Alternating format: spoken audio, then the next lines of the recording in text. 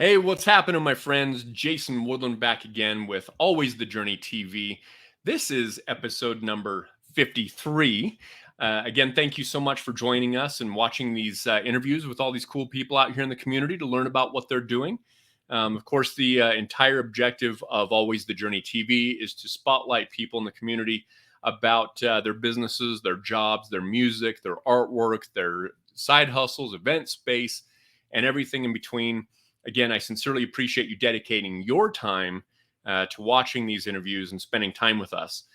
Today, I'm really excited about introducing to you a good friend named Dan Fletcher. So Dan says he chases children, but of course only his own. He writes songs alone and with his friends in a band called Milk Money. He directs creative at Adobe, and he lives in Midway, Utah in an Adobe. Well, not really an Adobe, but it does have stucco. And probably has some crazy ideas to tell you about. I'm really excited to talk to him about all of his cool experience in music and touring and some of his inspirations thereof. So, ladies and gentlemen, please allow me to introduce my friend Dan Fletcher. What's happening? Hey, so stoked to be here. Dude, I'm glad you're here, and we also had a good conversation about definition of video. So I think that we'll have some really good flowing video and not have freeze frames. Remember that song back in the day? I really thought you froze. Good, dude. I'm a good actor. Yeah, no, and performance was excellent. I didn't realize you'd be reading it, and now I'm like, oh man, that's an annoying way to introduce me. Yeah, I'm super honored that you'd ask me for this. Like, we've talked a few times, but I never really told you that when I was growing up in Salt Lake hardcore, the people that I looked up to and like really learned from always said the nicest things about you and your influence on them. Wow.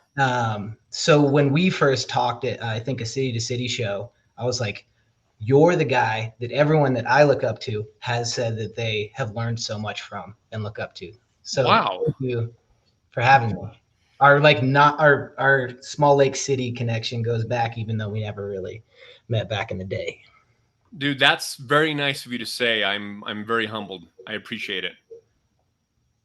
Awesome. So, dude, I'm so excited that you're here. We're going to talk about all kinds of fun stuff, and you've got some amazing stories. And we had a great conversation about 4 months ago on the phone. Yeah. I mean, we were on the phone for like an hour and a half, and we could have gone for hours. Yeah. I love it.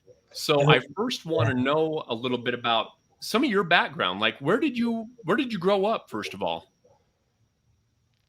I'll try to make it quick. I was born in upstate New York, in Ithaca, New York. My dad was like AWOL from Vietnam, kind of off the grid, stonemason, and my mom was like a Navy brat punk chick. And they met in Ithaca, New York, and my dad had this little like farmhouse in Trumansburg, New York, a tiny little town outside. So I was born there and lived there until I was 5 or 6. And then my grandparents, who had retired, they lived in New Jersey. They retired to Utah because they were LDS. They were getting older and didn't want to like do the whole old folks home thing. So we moved out from the middle of nowhere, like off, like super counterculture. Like my mom boiling water on a wood stove to pour into the bathtub for me and my little brother to bathe in, kind of life, into like the suburb foothills of Provo, Utah. And that was the beginning of the journey. So I grew up in Provo. Okay. Cool. So New York to Provo. Yeah. That's a little bit of a difference. A little bit. Less so for me at 5 than for my mom, who was like, showed up and realized she had to drive like 10 miles to get a cup of coffee at Juice and Java on the other side of town. Yeah. And, like, got a degree at BYU and had to like leave her coffee in the car. She was like, like Irish Catholic, East Coaster. So it was probably a little harder for her to adjust than me at 5 years old. Yeah. There's not really much to adjust when you're 5. You're just like wanting your chips and crackers and hanging out. Yeah. That's awesome. So tell me a little bit about just sort of your experience from, let's say going into high school. Like what was high school like for you? I mean, it was interesting. Like we always had this sense. We lived in our grandparents' basement in like the foothills in Provo. So like the people we grew up with, me and my brothers and sister, were like, their parents had like multi-level marketing companies that we all know about. Like they're the people who founded that. So like we would go from like our 3 bedrooms that we were all kind of crowded into to like a mansion, and then like that had like a castle in the back that you'd play in that was like the size, like bigger than where we lived. So it was kind of surreal growing up there the way we did. And I was always very grateful for my parents because they were like very outside of the box and made us really comfortable being ourselves in that environment. So like naturally, I think growing up like that is a sort of like black sheep. The things that I got into in like the early 90s were like skateboarding, hardcore. Like I was always looking for that. So in high school, that was most of my experience. Just like having our own little sort of like cult there, and then jumping up to Salt Lake whenever possible to go to shows or to go to Gray Whale or, you know, get a little more culture, pick up a slug mag. I don't know. I don't. Yep. That's awesome. Happy Valley Youth. Yeah. So, I mean, you are a talented writer and musician. You've done, you're very accomplished. You've done a lot of amazing things. You've traveled all over the country. What was your original inspiration to actually get involved in the music side of things? That's very nice of you to say. Like I have done it for a long time. I don't know if like talented would be fair to say because I've just done it. But thank you very much for saying that. I, from like my earliest memories, have been obsessed with melody and music. So like one of my earliest memories that I really can like hone back into was getting in my mom's like bronze rusted Pontiac Grand Am. And on Sundays, because when we moved out there, like we never went to church or anything, we would drive up to Sundance Ski Resort, like in the summers, and hike. This was when there was only like one little cabin there. You get lollipops and take our dog to run around. And on the way, I would always ask her, I was probably 4 or 5, to put in her Talking Heads tape. And I was obsessed with the song Psycho Killer. And Nice. we only had one speaker in the car that worked. It was like under the dashboard on the passenger side. So I would ask to sit there and then put my head down. Like I'd try to strap in my seatbelt, but like put my head under the dashboard so I could listen to Psycho Killer and then jump up and rewind it and go back down. Wow. And she had amazing taste in music, and I had a ton of records that I inherited from her, but it was really just this like fixation on melodies. Because from there, like with Talking Heads, it went to the Newsies soundtrack. Like that movie came out about all the newsboys, the Disney movie. And I was just obsessed with that. I listened to the cassette tape over and over and try to play this harmonica I had to it, like to try to learn the melodies. Oh, wow. And then 90s radio, like I'd like to be cool and be like, it was Kurt Cobain, but it was Ace of Base. Like The Sign, like when that hit, I was like, whoa. And we'd go down to University Mall and I'd get tapes. And so Ace of Base was in A. And then as a kid, this was like 2nd, 3rd, 4th grade, I would go down and try to find the next things that I liked, like that I had heard on 94.9 or X96. Yeah. And after Ace of Base, the next thing was Boys to Men and Motown Philly. And to this day, like those 2 influences have like inspired a lot of things in my life. And so that turned into grunge, and it was like Nirvana hit, and I was 10 in 1994. So like I remember watching MTV News and Kurt Loder talking about him dying, and just like I remember that being on my couch and just being like, what the fuck? Like for a 10-year-old in Provo who just like wanted to run around with like bleached hair and flannel shirts, like that was like, it was very traumatic. I think it was heavy for a lot of people who were into that, obviously, but I felt that. So like the beginning for me was just this like it wasn't very intentional. It's just like that was something that made sense to me. Like melodies made me feel better, and those songs made me feel better. And so anything I could do to do that, to like make that a part of my life, I would do. Getting my CD player, collecting my CDs, taking piano lessons, taking guitar lessons, and then starting bands. So like the beginning of all of it, I think, is just before I really knew it, understanding that part of my brain that thrived on that. I love your show, and I think it was it the Anthony video where you're talking about dopamine and music in the brain? Yeah, I think so. Yeah, that really hit me, because that's what it was for me growing up. It was like a passion and a therapy, and like a community. Like it introduced me to all my friends and everything. So the beginning of like whatever it is that I've gotten up to in the 37 years since just started with Talking Heads and Ace of Base and Motown Philly. That's amazing. I love that song, Motown Philly. I mean, that's a straight up classic. Amazing. Yeah. I want to go to Vegas and see them. I think they're still doing shows in Vegas. I never got to see them when I was a kid. Yeah, I'm 90% sure that they are down there still. In fact, did you see that documentary recently about them? Yeah. What's that show called? I think it's on Netflix. The pop show, the This Is Pop show. This Is Pop, exactly. Yeah, that's, I'm obsessed with anything about that, about songwriting and melodies and why we like music. So I soaked that show up. That's awesome. Yeah, you know, it's interesting because I mean, like I was talking to my friend Jamie Lynch on the interview before this.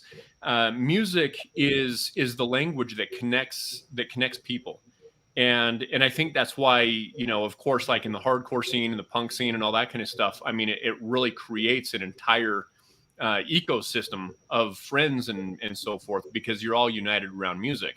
So I mean, that's a pretty big difference to go from, of course, Ace of Base. I mean, which is great. I mean, these people are all talented. You know, I'm also like huge appreciation for a multitude of different types of music for sure.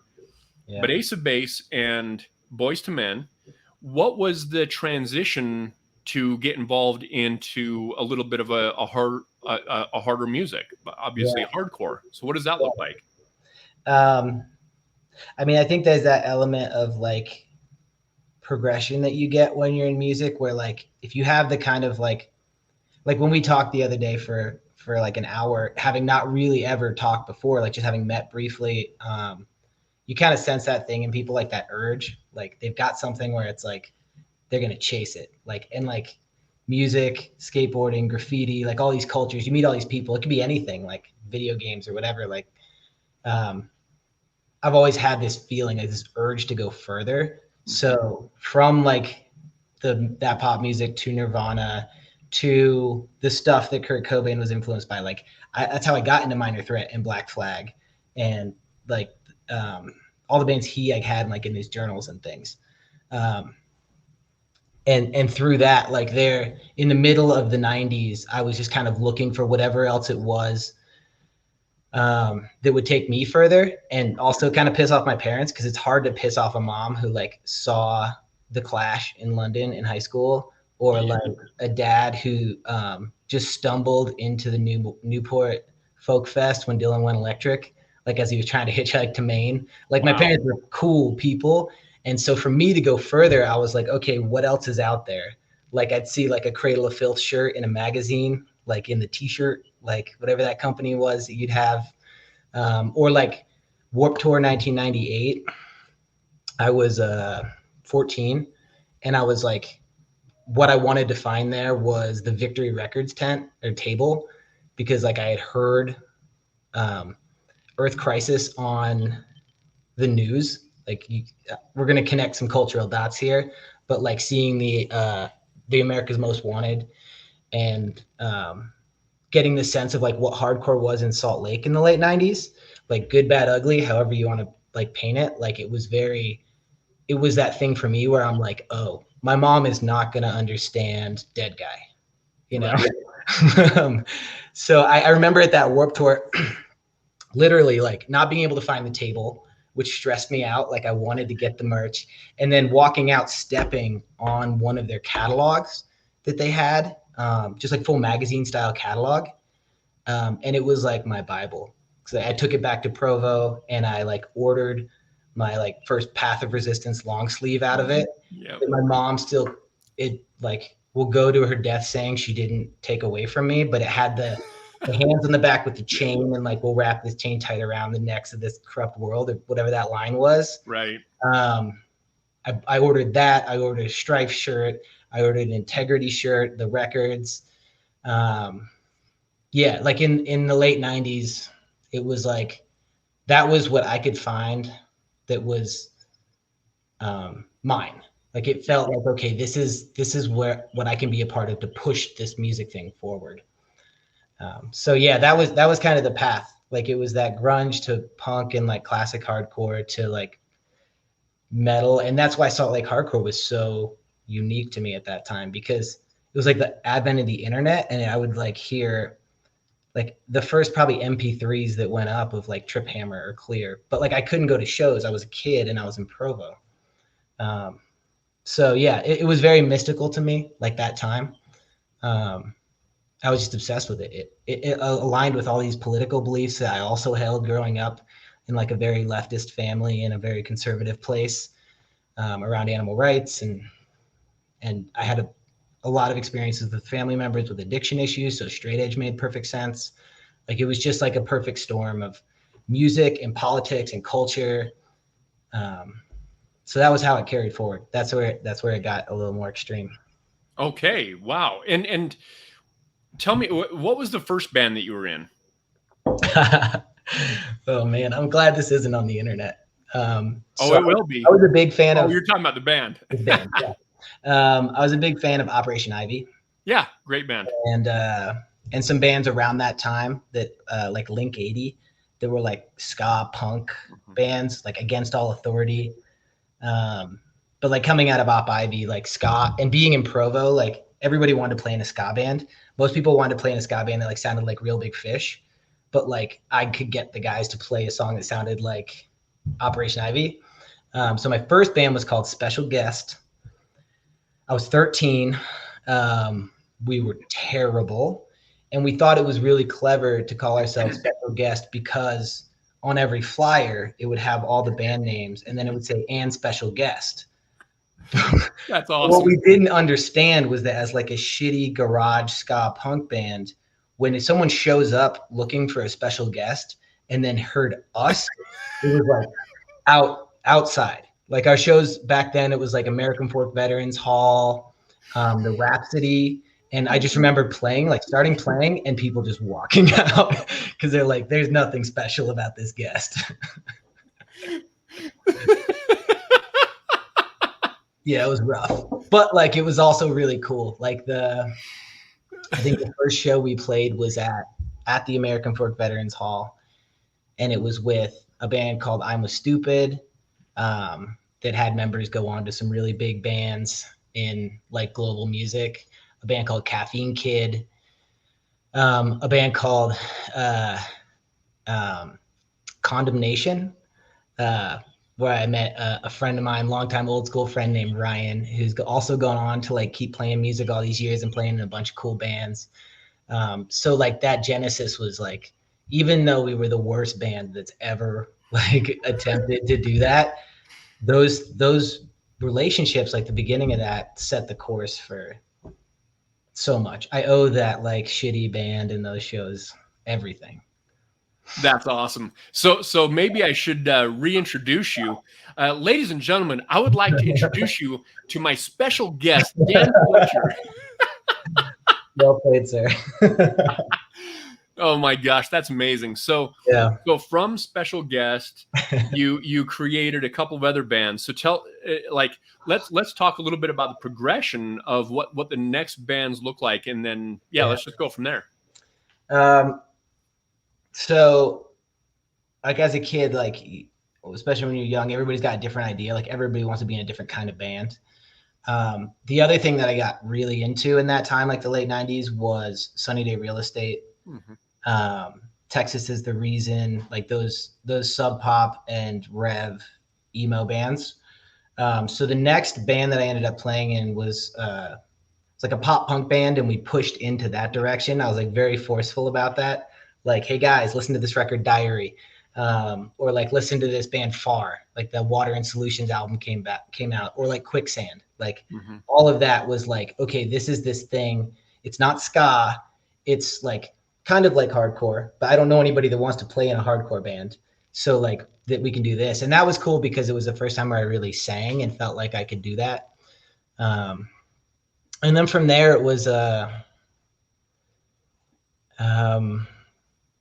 guess I moved to Salt Lake. Like I tried to do a bunch of bands like as a kid that don't really go anywhere. But I moved to Salt Lake and I met the guys in Cherem and started playing in that band. And that was like, I mean, that was the kind of thing I wanted to do. Like the way that Billy wrote hardcore, like in that Salt Lake hardcore vein, but with lyrics that were so personal and poetic, which was like what you heard from like Lifeless and Clear and Trip Hammer. Like that stuff was never like aggressively, overtly political. It was very personal. And Billy like did that. And like the bands I loved at that time, like Turmoil or Disembodied or Dead Guy, like it wasn't the like bravado band where it's like even though they were like straight edge or vegan or whatever, like they were very emotional about the way that they express those things. And so I loved Cherem just as a fan before I joined that band. So that was the first band where I really like got out and toured. And met the guys in Milk Money that I still play with today, 20 years later. So from Cherem, did you go to city from Cherem? Man, I really appreciate this because I have a bad memory and I'm like, you're testing me. Like you're putting my things in order. I joke that like Trevor, who I played in all these bands with, he has like an amazing memory. He never forgets anything. And I'm always the guy who like starts telling a story and Trevor's like, actually, that's not how that happened. Shout out to Trevor, by the way. Yeah. That's awesome. Yeah. So like with Cherem, I did Cherem. We did a band called Skiff to Barge. Oh yeah, that's right. And that was like the genesis was like sitting at coffee break one night with my old buddy Blake and talking about doing a band that sounded like Judge. We were just like, let's start a band that's too fast for people to mosh for. Like that was one of the original jokes, was like, everybody's playing like heavy mosh music right now. Let's just go like straight thrash, like classic. And that was a fun band. It was also like, we had a couple songs that were interesting, but most of it was just like, okay, how do we do our version of that Strife song or that Unbroken song or whatever? It's pretty derivative, but it was fun. And so that happens. And the turning point for me was like, I had done a couple years of college at the U when I was playing in those bands. And I went through like a pretty heavy, like, what the fuck is life all about moment when I was like 19 or 20. In hindsight, it makes a lot of sense. Like I've struggled with like sincere attention deficit disorder my whole life, but I never talked to a therapist. I was like capable enough to get by. But at that point it kind of caught up to me. Like I had a bit of a mental breakdown. Like I was like, I wasn't doing anything dangerous. I was just making bad decisions because of that. Like I couldn't focus. I couldn't prioritize. I was always procrastinating. And I wanted to get my shit together, but I didn't really know how to. So I like quit the bands. Like I quit Cherem. I was like, I got to do school. I got to finish this up. But like, then just kept kind of like losing jobs, couldn't keep jobs, like couldn't get good grades. And that wasn't who I wanted to be or like what, like I'm the oldest in my family. I have brothers and sisters I always wanted to set an example for. And out of the blue at that time when I was trying to figure out like, I mean, everybody does it at that age, but like looking back, I was in over my head. I didn't know how to function really. A friend of mine who had moved here and ran concerts with Post Fontaine, she had a friend in the Bay Area who had a band called First Blood. It was guys from all these bands that I had liked in the past, like Sworn Vengeance and Terror, and they were doing their band for the first time. Like, it was a side project for a bunch of years, and I'd had the demo, and she introduced us, and we had a lot in common. So at that moment, I just kind of said, I'm not really functioning effectively, but this is what I've wanted to do my whole life. So my mom's a saint. I talked to her. I was like, Mom, I don't know what I'm doing, but I've got a chance to go on tour. Not gonna make any money. I'm not gonna be a rock star, but like, what do you think? And she was like, do it. Like, do it. Take time. Like, figure out who you are. And so I ditched my apartment and I moved to San Francisco with nothing but enough money that I'd saved to buy an amp when I got there, like dropped off at the Guitar Center and bought a head and a cabinet. And it was like, the band had so much momentum from the demo that had been out. They played like 1 or 2 or 3 shows over those 10 years before that, that when they came out and all the guys came together to do this, they had a lot of friends who helped them like put out records. Like, when I joined, they just finished the record California they put out on Trustkill. And like, you know what I'm talking about here. Trustkill Records was like iconic. So many of my favorite records that come out on that label. They had a booking agent, and we had the opportunity to go on tour full time. So for the next year, this was like 20 to 21. I can only like describe it as like living dreams. Like, our first tour was with Ignite, who's one of my favorite bands, and a band called Comeback Kid, who's around our age. And it was a 6-week tour of North America and Canada. The next one, I'm going to forget the chronology, but we did a 6-week tour of Europe with Agnostic Front, like living on a bus with these people that literally created the culture that I grew up in. We got to do a US tour with Hatebreed and Napalm Death and Exodus, which like just I was young, but I understood like how fortunate I was to be on these tours. And that's good that you understood that at that age. Yeah. And I thank Straight Edge for also keeping me Straight Edge and veganism at that time in my life, for keeping me healthy and grounded and being in a band like that. Cause I saw a lot of people partying too hard. Yep. And then we got to go to Japan, and this was all like in the space of a year. It was just back to back. Like, it was my whole life. I didn't have car keys or an address or anything. I just had a guitar amp and a backpack. And then we did a tour with Sick of It All, another US tour. And yeah, it was very lucky, very fortunate timing, because I got to deal with a lot of my psyche. I got to like really spend time figuring out why I was doing a lot of the like irresponsible things I was doing at that time, and never like harmful or dangerous, but just like before that, I just didn't know how to manage myself. And then at the end of that year, my younger brother, he was in the Army. He got into a car accident and ended up really injured and was moving back to Salt Lake. So I quit the band and moved back. But yeah, that was a big turning point in my life. I moved back to Salt Lake. I moved in with him. That was when we started City to City. Like, the guys that I had played in Cherem and those bands with, we wanted to do something that was positive and like uplifting, and like had I think our band's always had a positive message, but like oftentimes it was cloaked in a lot of anger and hatred. Sure. So City to City, that time, that was when Reviver, who I'm going to see in a minute, and I'm so excited about, they were doing that music coming out of that. Despite Despair started down in Provo. Really angry and intense bands, but like really motivational. And I met a girl, and we ended up moving to New York together. And that was sort of the beginning of the next chapter in my life, was how do I take all this stuff I learned in bands and maybe find a career? Yeah. So that transition then, I mean, obviously, well, not necessarily transition, because obviously you're still in the music scene, you're still writing music, and you're really progressing in a really cool and interesting way. Do you want to talk to us a little bit about some of that progression in your music, but then also tell us a little bit about some of the lessons that you learned from touring and music in general, and how you've transitioned that to this really successful career that you have currently? One day at a time. That's what I always say about life.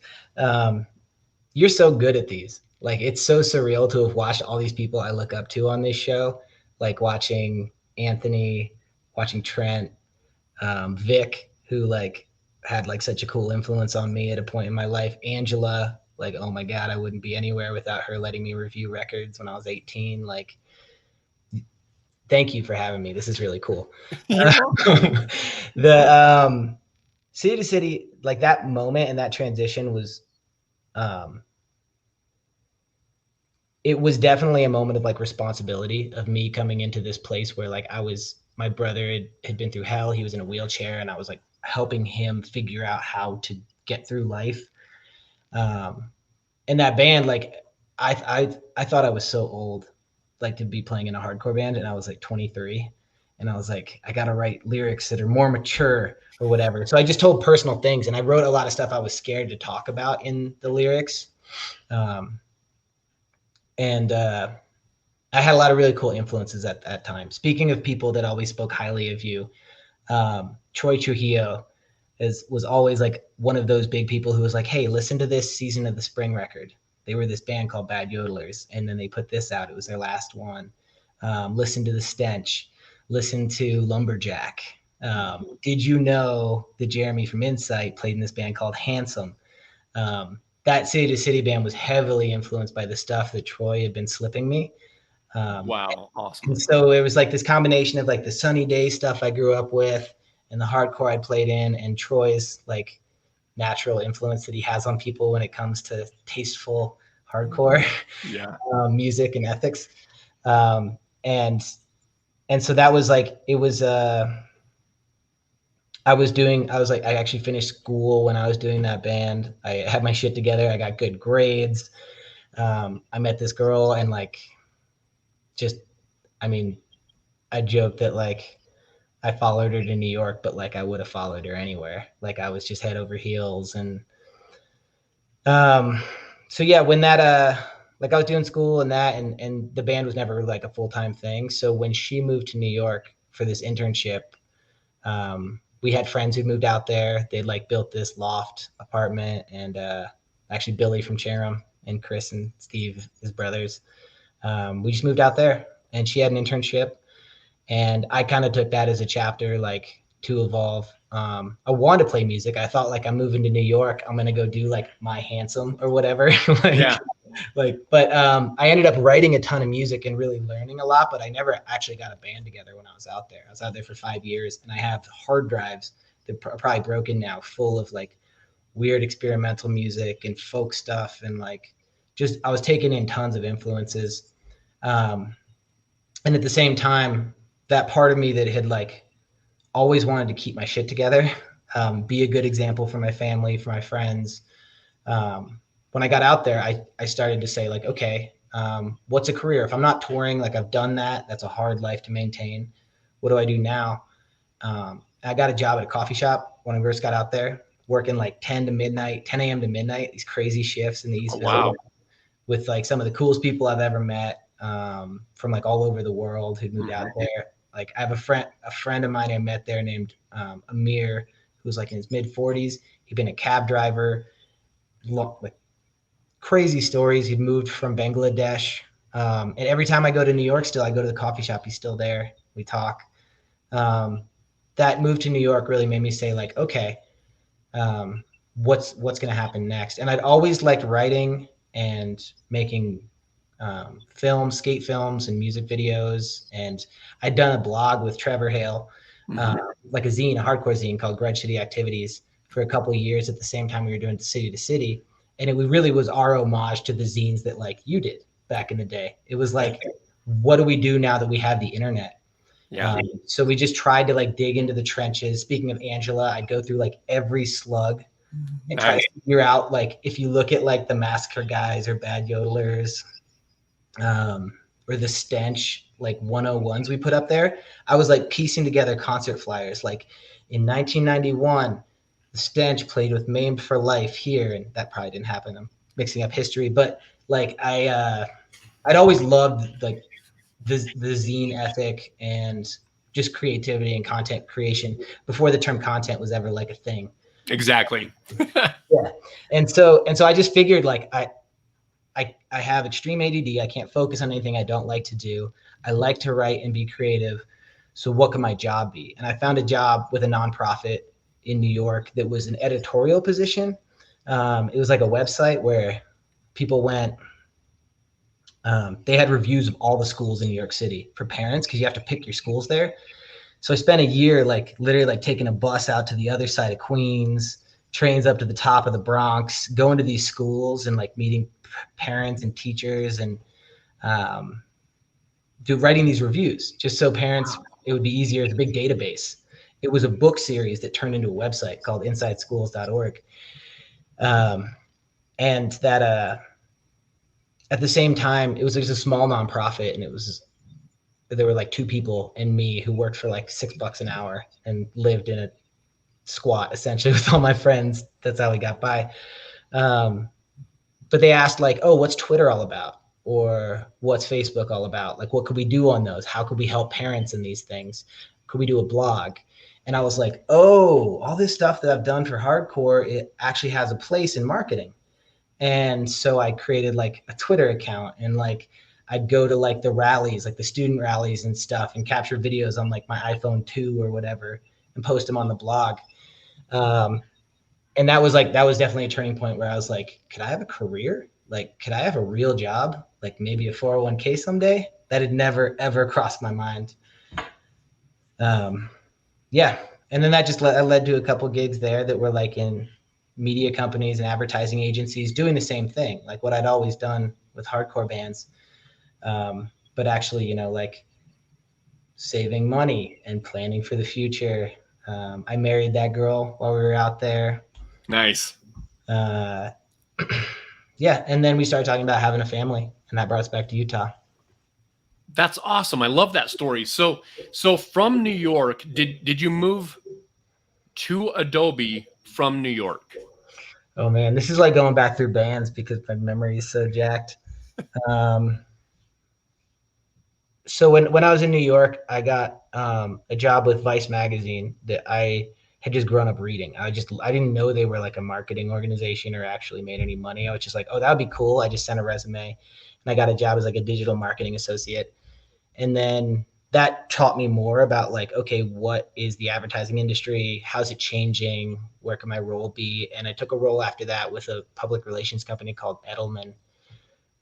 It's like a global agency that started back in like the 40s, one of the first companies to kind of do PR, and they were big on social media. So it was easy for me to port my skills over to the work that we did for big brands there. And when we moved back, I didn't really know, you know, I had never worked in Salt Lake outside of like internships with City Weekly and writing reviews for Slug.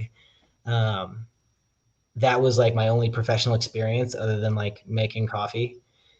So I didn't have any connections or anything, but there was a friend of mine from back in the day introduced me to these guys who had a company called Super Top Secret. It's still around. It's a great graphic design, digital marketing agency, small, but like really honed in on like youth culture, action sports, like art and graffiti, but like in an advertising model.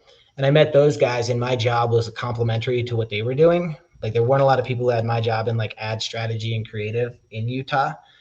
And I met them, and Jared Strain, who's like the founder and partner and like one of my idols, like he's my dad icon. When I had kids, he had kids that were older, and like I lost my mind a bunch of times, and he kept me sane, him and the other guys there. Nice. We found out that when I was a kid, I would go to the skate park in Pleasant Grove called Proving Grounds. And I was like a 10-year-old Grom asking for free grip tape.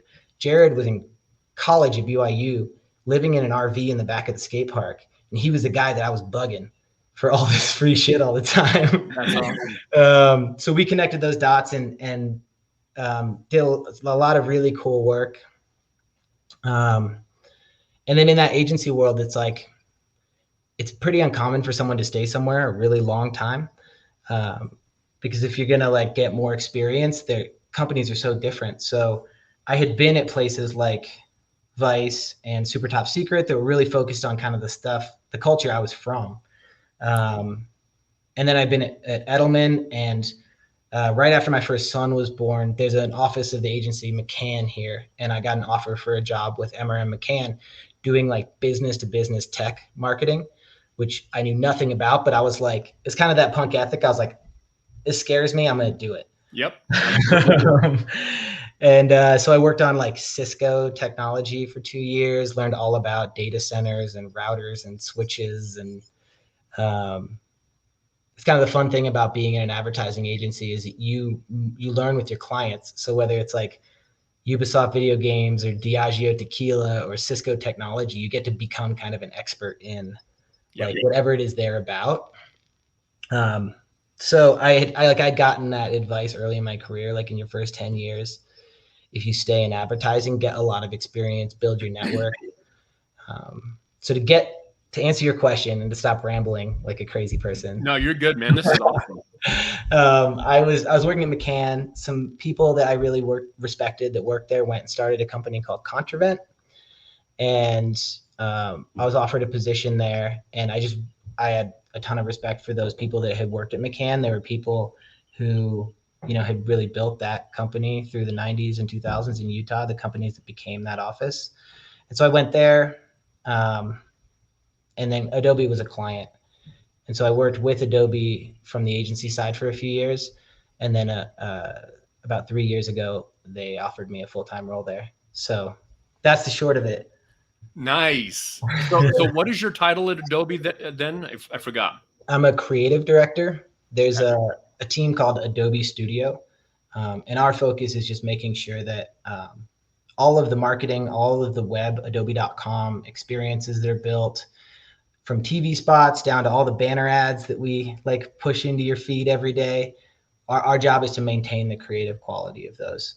So I work on Document Cloud, like Acrobat and PDFs. It's not like the sexy Creative Cloud side, but there's a really cool utility there in that, like, our job is, helping small businesses in a lot of ways. Like a big focus is helping small businesses learn how to do contracts, how to improve their workflows. And I really like that part of it. And unlike agencies, this is my life. It's been PDFs 24/7 for 3 years. So yeah, that's my current role. Nice. Yeah. So awesome. I've got 2 more questions. Yeah. The first of those 2 is, what does the next steps for your music repertoire look like at this time? I feel like you're kind of like bouncing from like one side of my brain to the other, and it's causing like a fuzziness where I'm like, we haven't even talked about dadhood, which is like the biggest part of my brain, and like being a good dad. But music, like that, it was fun when I came back from New York because I had no scene in a way. Like I had all my old friends, and I've always been close with kids playing in young hardcore bands. Kids, I can say that now. Hardcore kids, everybody's a hardcore kid. But I was like, I felt very free. So like I made a folk record. I did a bunch of like electronic, like ambient electronic stuff. I got together with my old buddies from Skiff and Cherem to do a band called Potential. That was like kind of like a traditional hardcore band, kind of like classic Boston kind of stuff was the stuff influencing us. I did a band with the guys in Reviver called Run Into the Sun. That was like a little heavier, more melodic hardcore. And because like we were all like grown-ups, we weren't trying to tour, it was easy for us to just write and email tracks around and put these releases together. And then nowadays, like the 2 things that it's kind of ended up in are like solo work that I do, where I really just try to push myself, like look at what's popular and try to like keep myself from getting stuck in like the old school. Like I want to keep putting out stuff that makes me uncomfortable. Nice. So I have a record I'm finishing up right now that's a solo record, and that's just under Dan. I was like, what am I going to call it? Call it Dan. No one else used Dan. It's my name. Love it. So I have a record coming out like that. And then that Potential band and Run Into the Sun band, those turned into Milk Money, which is me and Trevor Hale finally doing the Grand Stadium Rock Band / like post-hardcore band. It just took us like 20 years to get there. And that's just so much fun. It's like I met Byron through Skiff to Barge. I met Trevor and Cherem. Drew played in hardcore bands in Idaho, amazing drummer. And we just got in a room and we were like, let's just do the rock band. So we recorded a full length. And then when the pandemic hit, I honestly don't know how I would have made it through without that band, because we had our text thread and we had demos we'd send. And we found ways to record records remotely. So like we'd all record at our house and send it to a producer. We made an EP called Howl and a single called Black Rose. And we did a benefit little EP with covers of Massacre Guys, The Stench, and Insight for a friend of ours who was dealing with some medical issues to help raise money. But for me, it was like I could go to that through all of the insanity of the pandemic and like have my crew. Like it was like, those are the guys. So Milk Money is like, now that we're able to play some shows again, we'll see how that goes, knock on wood. Our ambition is just to like create fun, big rock shows. Like I love it. Literally, like we were joking, like after Foo Fighters, there's really nobody in line. So like, how do we, like there was Journey, like on Lollapalooza this year, there was Journey and Foo Fighters, but like who's next? Like who's going to take that down? Milk Money. So that's our tongue-in-cheek inspiration is like, let's just rock. And it still has all those influences. Like you hear the Sunny Day and the Handsome. We covered a Handsome song a couple times, and it's fun because like there's always one person who knows it, and there's that band was so good. So yeah, that's the goal now. Nice. Rocking and be good dads. We joke that we're like a dad rock for moms was like a tagline that stuck early on, just because it's true. Like we're old. We like to play loud. I love it. So of course, I definitely don't want to brush over something that is monstrously important to you, which is your family. Share with us a couple of some of the most important lessons you've learned by having your kids. Oh man. I'll keep this one short and very clear. For anyone that's grown up in like the cultures that we grew up in, where people tend to be a little extremist, we take things like we got that urge. It's like bombing trains or like living in a van, like whatever the thing is that like we do, talk to someone about mental health. Like when I became a dad for the first time, realized that I had to understand myself and my brain and how it worked and how to manage it in a healthy way. So the first thing for me that like fatherhood, like my marriage and fatherhood did was force me to talk to a therapist. And like, that's something that I'm glad that younger generations are talking about mental health more, but there aren't a lot of like 100% functional people that are attracted to the cultures that like I've been attracted to. And it's so inspiring, like to look at how many of my friends that I went through really crazy times with have come to the same realization through parenthood, fatherhood. I'm surprised, most of us are still alive. And this is one of the reasons why I think is that as it's been easier to talk about, I think more people are getting help, and there's less of a stigma around it. Because when I was a kid, I was like, well, if I talk to a therapist, I'm crazy. If I go down that route, like there was so much stigma of like,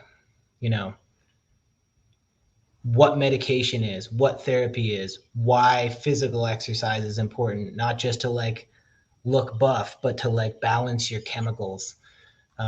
So the biggest thing I learned out of the gate was like, everybody can use a conversation about their mental health. And I still like ride on PMA and like everything I learned hardcore growing up, which did a lot of that for me, like helped me stay straight and narrow. But yeah, that was the biggest thing, because I want to teach my sons, I have 2 boys that are 5 and 6, that they're not supposed to be perfect. Like they're not supposed to have it all together out of the gate. This is a journey. It's like it's why I love this show, and I love that title. Like they are embarking on something, and they're gonna fuck up. And I hope that like when that happens, I'm able to be there. Like I understand myself. I'm healthy, and I can be present in their lives, so that I can help them through those things.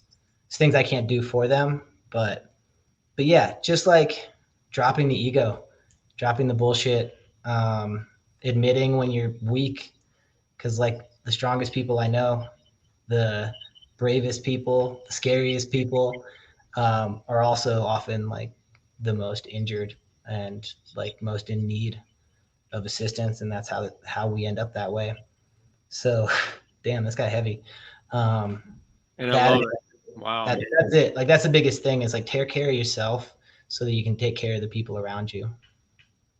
Man, you hit the nail right on the head. And I sincerely appreciate you sharing that piece, because it is something that we're starting to talk about more, thankfully. But I think that we need to talk about it even more, and let people know that it's okay. No matter what that background looks like. I mean, obviously, we just barely lost someone very near and dear to our hearts. Rest in peace, Zach Wallace, also known as Sledge. Very, very dear friend that we grew up with, and there's definitely a lot of pain, just from a myriad of different things, and it's important. So I appreciate you sharing that. I think that's the most impactful thing that you could have shared regarding that lesson. And I thank you for your vulnerability, and I thank you for all the shares that you do through music, and your willingness to talk about those things is monumental. So I appreciate that. Yeah, one day at a time. Like that's the motto. Yeah, and thank you for this. Like, I mean, thank you for the influence you had on me unknowingly through the impact you had on so many people that impacted me. I'm just trying to pass it, each one teach one. Just trying to pass it along. Wow, thanks, brother. That really means a ton. I thank you for sharing that. To wrap up, I've got one more question, and that is, what is one of your favorite songs and one of your favorite quotes? My dad gave me a lot of quotes, and I don't think they're like original. I don't think he came up with them. But I was prepared for this question, and I've got to shout him out, and say that my favorite quotes all came from Bill Fletcher. Plan 3 times, measure twice, cut once. Safety is no accident. I think that was actually from an Ernest movie. All grown-ups were children first. Only few remember it. It's a good one. Nice. And then, finally, never sprint uphill and never piss in the wind. Those 2 come back and help me all the time. Classic. And as far as songs go, I know you know that like asking this question, I feel like everybody's response is like, that's so hard. It is. It's impossible. But one song that I absolutely love and have been spinning like crazy is a song called Wasteland by Reviver. That band that I'm off to see after this, that I cannot wait to see. And Matt wrote those lyrics in a really like heavy place, but they're positive and hopeful. And anyone who can go check out their album Potential Wasteland. I'm mixing up the names. The album's called Potential Wasteland. The song's called Tradition. That song, it addresses kind of like everything I just tried to stumble through in an hour in like 3 minutes. The way that we all came up in these weird broken homes, the way we try to make sense of the world through going off and, following that urge. And hopefully in the end, learning more about ourselves and managing ourselves. So yeah. I have a question. Yeah. So as a longtime listener, first time caller on your show, Yeah. there were a lot of questions that were like floating around my head that I wanted to ask you. I decided on one from a prior episode that I wanted to bring up. Why don't you have any tattoos?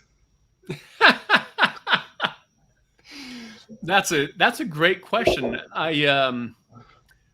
So I do have to admit, I actually did have a lip tattoo back in high school. Okay. And it was given to me. It was either James Macbeth or Alex Slack. It was one of the two, and it was in a basement of somebody's house. And of course, it wore out like 9 months later. Mm-hmm. I remember when we were really young, I used to drop Zach Wallace off to get tattoos at like 11 o'clock at night because, we were just sort of young and crazy and that kind of stuff. I sat down in a couple of chairs and I thought, I've got so many like ideas and creative ideas and so forth about what I would want to have. And I always thought, oh, well, maybe I would want to do it a little bit different. And so it just honestly, I think it was a little bit of, just not knowing how to nail down exactly what I would want. And so it just continued to ride. And now I'm the outcast by not having tattoos. Yeah, no, I would call that wisdom. I think underlying your decision making was wisdom, because Lord knows I would take back a lot of mine if I could bear the laser pain. And maybe part of it was that, just saying what would I want to keep forever. Of course, there's a lot of things that mean a lot to me. But the thing that's interesting too is, I hold tattoo art in such an extremely high regard, because growing up as a graffiti artist, if I messed up, I could buff it and change it. Right. You can't buff a tattoo and change it. You can do cover-ups, but yeah. So, I've got an extreme level of respect for tattoo art, and I love the stories that come with tattoos, the experiences that come with tattoos and all that kind of stuff. So it's interesting though. Like I told Vic, I've probably spent more time in tattoo shops than even most people that have tattoos, because I've been there with a ton of people getting a lot of their first tattoos. Even it's just sort of a funny thing. But I appreciate that question. That's a lot of fun. I'm a fan. So I think we'll have to maybe do a second episode of Milk Money's podcast, because I've got like 15 other questions I want to ask you. Oh, if you're down for it, I might revive that. I would love that. I think that would be a ball for sure. But thank you for this and for everything. Your impact on this place and the people in it. And I know through that, like, people around the world is very positive and appreciated. Wow. That's very humbling. I sincerely appreciate you sharing that. I thank you. Awesome. So I'm going to go ahead and get this wrapped up. Again, it's been a sincere pleasure having you on the show. Thank you so much. And if you don't mind, I'm going to put you back in the green room for a few moments while I wrap up and all that fun stuff. Cool? Thank you so much. I'm going to go give a lot of high fives and not jump off a stage, because I'm too old for that anymore. But well, thank you. Yeah, you're welcome. Hang tight just a second. We'll wrap it up, okay? Great. Cool, brother. Thank you. So there you are, my friends. Dan Fletcher in the place to be. Absolutely amazing, fun getting to learn more about him and his history. Thank you so much for joining us on Always the Journey TV. Please like the video if you liked it. I know you did. Subscribe to the channel also, please. It would be greatly appreciated. And if you have any questions, feel free to throw them down in the comments, and either myself or Dan will answer that question for you. I'm going to go ahead and give us our outro music and see how this works out. But thank you very much for joining us, and have a magnificent week.